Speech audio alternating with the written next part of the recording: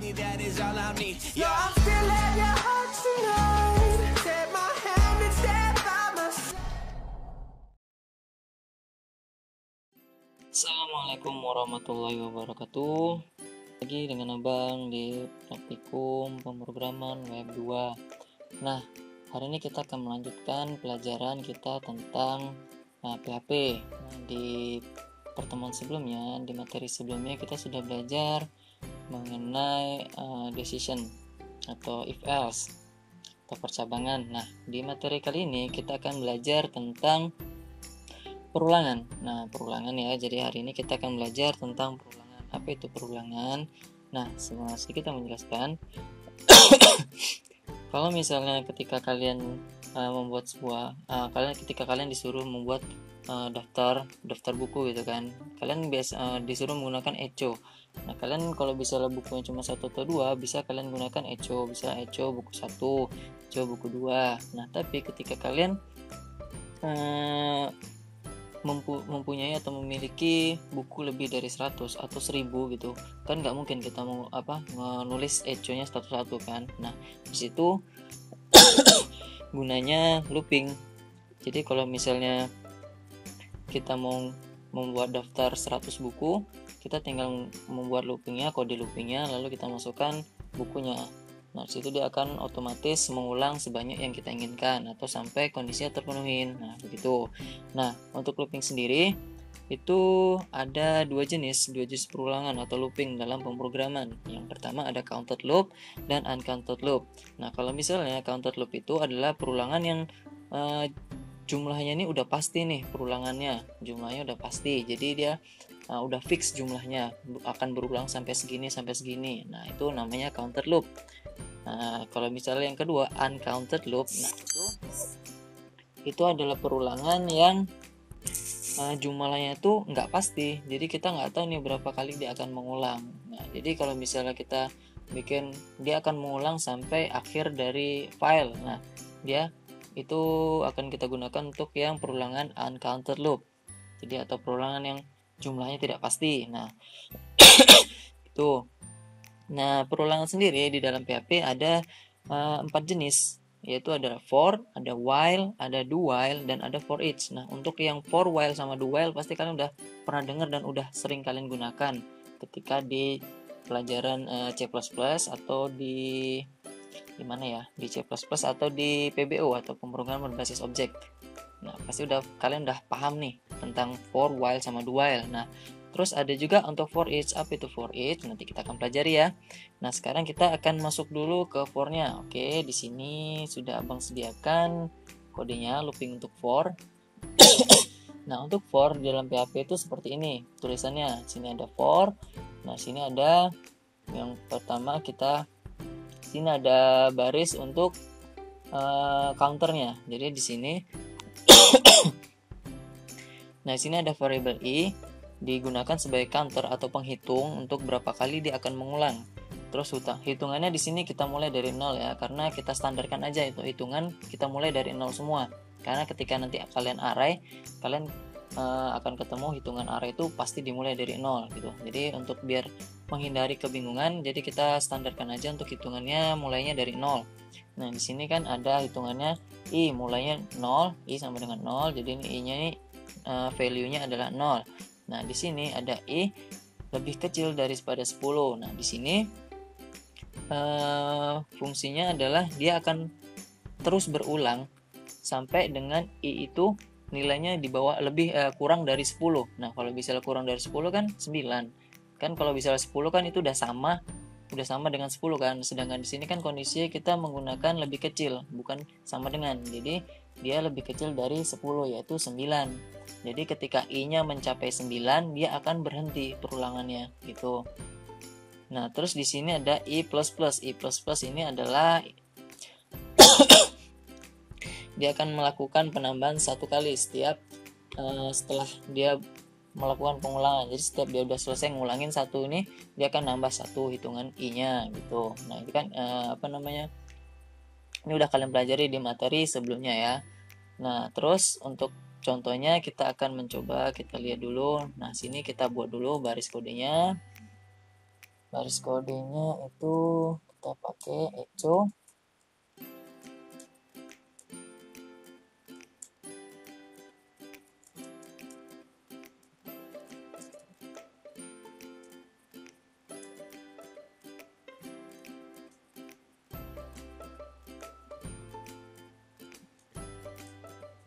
Nah, ini baris kodenya. Nanti ini kita akan mengulangin untuk yang perulangannya ya. Kita save dulu. Terus itu kita buka browsernya.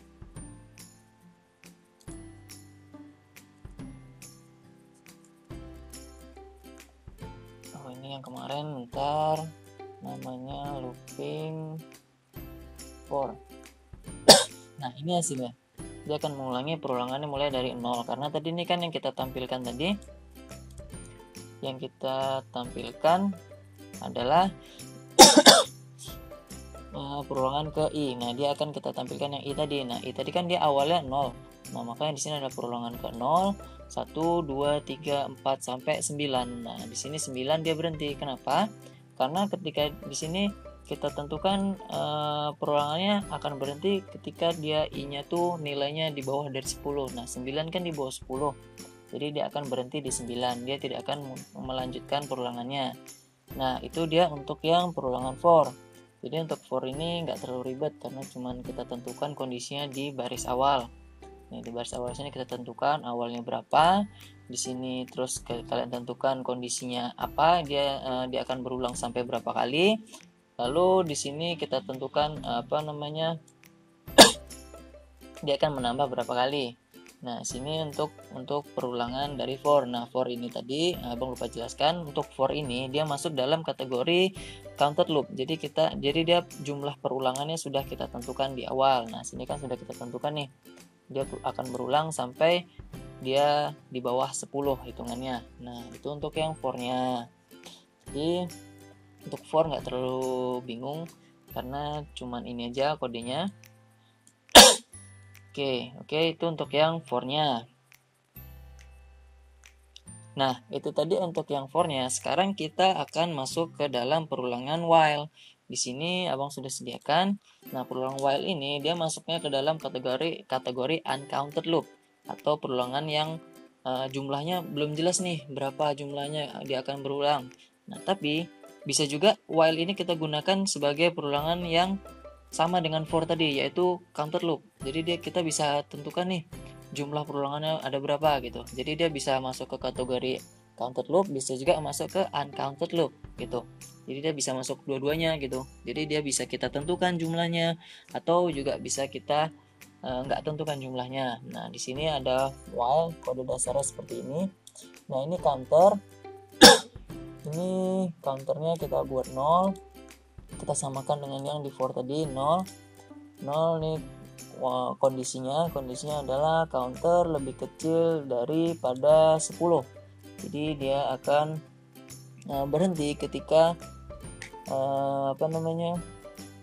jumlah counter nih mencapai 10, di bawah 10 yaitu 9 gitu. Kalau misalnya kita mau bikin di bawah 11, misalnya di bawah 11 ya. Terus ini kodenya kita copy aja. Kita masukkan di sini. Nah, di sini dia akan kita kasih counter plus-plusnya supaya dia hitungan yang counter ini terus bertambah ketika dia selesai berulang gitu. Nah, kita save dulu. Kita masuk ke looping yang while. Bentar. Oh, ini lupa diganti counter. Nah, ini dia. Dia akan berulang ke 0, mulainya dari 0, terus dia akan terus berulang sampai perulangannya ke 10. Karena kita tentukan di sini dia kondisinya dia akan berhenti atau dia akan terus berulang sampai counter ini jumlahnya di bawah 11 yaitu 10. Nah, sesuai dengan yang ini 10. Nah, itu.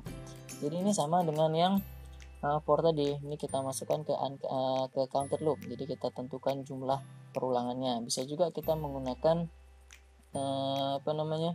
uncounted loop. Kalau misalnya kalian menggunakan tabel database nanti kan, misalnya kalian menampilkan semuanya, kalian nggak perlu tentukan berapa jumlahnya, nanti tinggal kalian bikin aja sampai di akhir dari databasenya. Nah, itu tadi untuk looping while. Jadi while ini bisa kita bikin counter loop, bisa juga kita nggak tentukan jumlah perulangannya sama. Nah, itu dia penjelasan untuk yang looping while. Nah, sekarang kita akan masuk ke looping do while. Do while ini dia sama seperti ini do while ya, ini do while. Do while. Jadi do while ini dia sama seperti perulangan while. Dia juga masuk dalam kategori uncounted loop. Nah, perbedaannya do while dengan while itu terletak pada cara dia melakukan perulangan, memulai perulangannya. Kalau misalnya while tadi, yang while ini dia akan mengecek kondisi dulu sebelum dia munculkan ini, dia akan ngecek dulu kondisinya. Dia kondisinya terpenuhi atau belum, while counternya di bawah 11 atau belum. Kalau misalnya kondisinya terpenuhi, baru dia jalankan, baru dia tampilkan. Nah, tapi kalau misalnya yang do while, dia akan melakukan menampilkan dulu, baru dia cek nih sama dia. Jadi kalau misalnya while, dia kerjakan dulu, udah dikerjakan. Kalau while ini dia akan mengecek dulu kondisinya, dia akan ngecek dulu kan ini jalan atau enggak nih. Kalau misalnya disuruh jalan, terus dia baru dijalankan sama dia. Tapi kalau misalnya do while ini dia bakalan jalan dulu, nanti ketika udah di akhir dia baru ngecek nih kondisinya, jalan lagi nggak ya. Kalau misalnya iya, baru dia mengulang lagi dari awal, terus jalan gitu. Jadi kalau misalnya perbedaan do while sama while itu dia mengecek kondisi terlebih dahulu baru dijalankan. Tapi kalau misalnya do while, dia menjalankan dulu sekali baru dicek kondisi sama dia. Nah, itu perbedaan dari while dengan do while. Untuk codingnya seperti ini. Kita copy aja yang ini. Nah, di sini barisnya, nah di sini counternya kita bikin di bawah 10 ya. Kita save, kita looping do while. Nah, ini ada hasilnya. Dia akan menjalankan perulangan 0, 1 sampai 9. Kenapa 9? Karena di sini kita tentukan kondisinya di bawah 10. Jadi di bawah 10 adalah 9. Kalau misalnya mau dibikin sampai 10, kita bikin aja sama dengan save, kita refresh. Nah, dia akan mengulang sampai 10 karena di sini ada kondisi di bawah atau sama dengan 10. Nah, itu penjelasan do while. Jadi do while ini mirip dengan yang while tadi. Nah, itu dia untuk yang perulangan do while. Nah, sekarang kita akan masuk ke perulangan for each. Nah, for each itu sama seperti perulangan for, namun dia lebih dikhususkan untuk mencetak array. Nah, kalau misalnya kalian punya array, nanti kalian mau mencetak dari awal sampai akhir, kalian nggak perlu tentukan nih jumlahnya berapa. Kalau misalnya udah pakai for kan kalian harus tentukan nih. Misalnya di array itu ada 50 list kan, 50 indeks kan. Nah, 50 indeks nanti kan dari T4-nya harus kalian tentukan 50 indeks gitu kan, untuk ditampilkan sampai 50 indeks. Tapi kalau misalnya dia tiba-tiba arraynya bertambah atau berkurang, kan kalian harus mengatur ulang untuk yang for-nya. Nah, kan ribet jadinya kan, kalian harus mengubah manual. Nah, kalau for each dia nggak perlu kalian nggak perlu kalian tentukan. Jadi kalian tinggal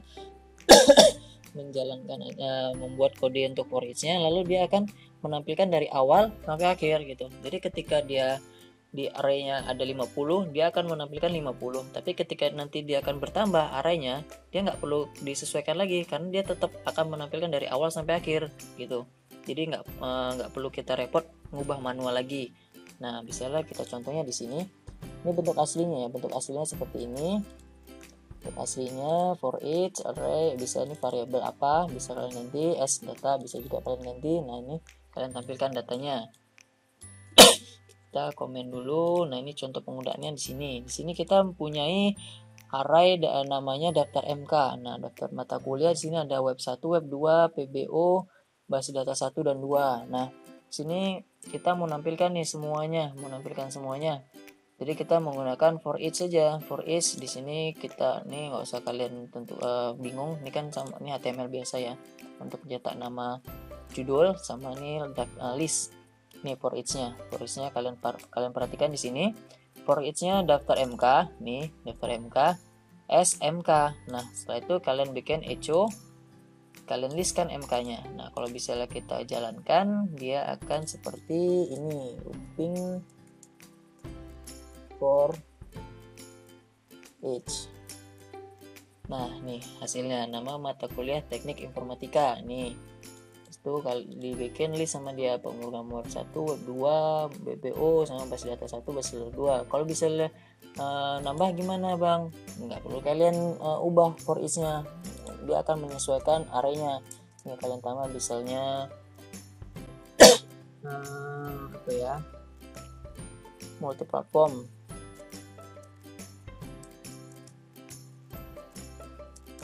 Nah, kalian save, lalu kalian refresh. Nah, dia udah otomatis menyesuaikan dari awal sampai akhir array. Nah, itu kalau misalnya untuk for each. Nah, itu for each. Jadi dia lebih dikhususkan untuk array, untuk menampilkan array. Jadi akan lebih banyak kalian temukan kasus untuk penggunaan for each ketika kalian menggunakan database. Nanti kan kalian harus menampilkan tuh jumlah data yang ada di dalam sebuah database. Di tabelnya harus kalian tampilkan semuanya. Kalian bisa menggunakan for each. Jadi ketika tabelnya berubah, jumlahnya dia akan menyesuaikan. Nah, itu tadi untuk yang for each. Jadi untuk perulangan dalam PHP itu ada 4, yaitu ada for, ada while, ada do while, dan ada for each. Nah, itu jumlah perulangan dalam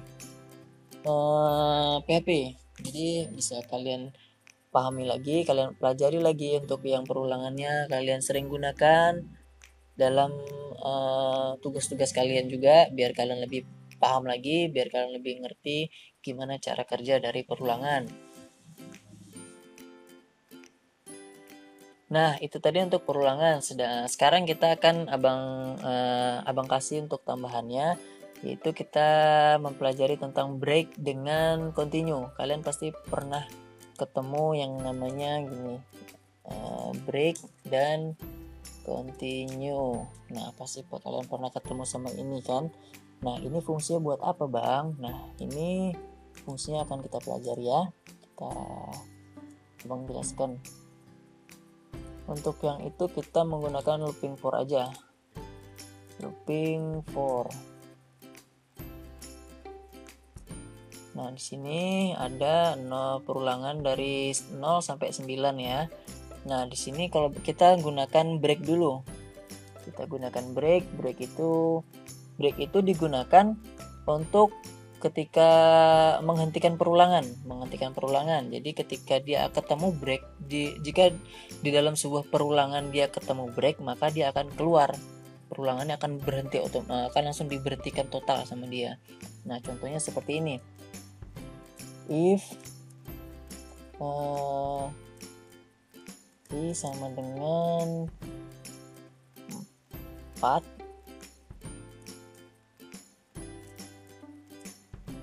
break.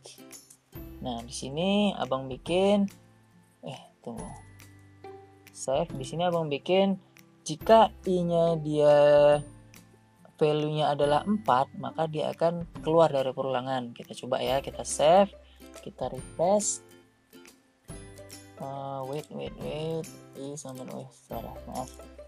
dengan 4. Nah, ini dia akan keluar gini, perulangan 0, 1, 2, 3. Nah, kenapa cuma sampai 3? Karena ketika dia i-nya 4, dia akan keluar, break, di break sama dia akan keluar dari perulangan. Nah, itu fungsi break. Misalnya kita mau ganti, misalnya perulangannya 7. Ketika perulangannya udah 7, dia akan keluar. Save. Nah, dia cuma sampai 6. Kenapa? Kan dari 6 nih, dia memunculkan 6. Nah, terus dia kan ditambah 17. Dia ngulang dari awal lagi, dibaca lagi i-nya sama dengan 6 sekarang. Nah, ketemu dia if i sama dengan Oh, ini tadi kan 6 ditambah jadi 1, 7. Nah, di sini dicek lagi sama dia kondisinya. I sama dengan 7, kalau iya di break sama dia, keluar dari perulangan. Nah, itu dia untuk fungsi break. Jadi break itu digunakan untuk menghentikan sebuah perulangan. Nah, sekarang kita akan menggunakan continue. Continue itu apa? Continue itu digunakan ketika kita ingin melompati sebuah perulangan. Nah, melompati sebuah perulangan itu kayak gimana, Bang? Nah, gini contohnya. Misalnya sini kita 3. Kita bikin continue. Nah, sekarang kita save lalu kita refresh. Nah, kita lihat hasilnya 0, 1, 2, 4, 5 sampai 9. Nah, 3-nya kemana? Nah, 3-nya dilompati sama dia. Kenapa dilompati? Karena di sini kita buat continue. Jadi continue ini berfungsi untuk ketika kita ingin melompati sebuah perulangan. Jadi dia di sini kan jika i sama dengan 3 maka lompati sama dia. Jadi kalau i-nya 3 udah lompatin aja, lanjut ke perulangan selanjutnya yaitu keempat gitu. Nah, jadi continue ini fungsinya untuk melompati sebuah perulangan. Jadi kalau misalnya kita di sini buat 6, save, kita lihat, kita refresh, nah 6-nya hilang. Habis 5 langsung 7 karena yang 6 tadi dilompati sama dia. Nah, itu dia fungsi untuk continue. Jadi kalau misalnya break tadi kita gunakan untuk menghentikan total, sedangkan continue kita gunakan untuk melompati sebuah perulangan. Nah, itu fungsi dari break dan continue. Nah, Abang rasa cukup sampai di sini dulu untuk materi perulangan kita hari ini. Jadi untuk perulangan tadi ada 4 jenis, yaitu perulangan for, ada while, ada do while, dan ada for each. Nah, terus break dan continue juga bisa kita gunakan di dalam perulangan, yaitu break digunakan untuk menghentikan sebuah perulangan, lalu continue digunakan untuk melompati sebuah perulangan gitu. Nah, Abang harap kalian paham dengan yang sudah Abang jelaskan. Jika masih ada yang bingung, bisa kalian tanyakan ke Abang langsung atau ke kakaknya. Nah, sampai jumpa di pertemuan selanjutnya, di materi selanjutnya. Terima kasih atas perhatiannya. Assalamualaikum warahmatullahi wabarakatuh.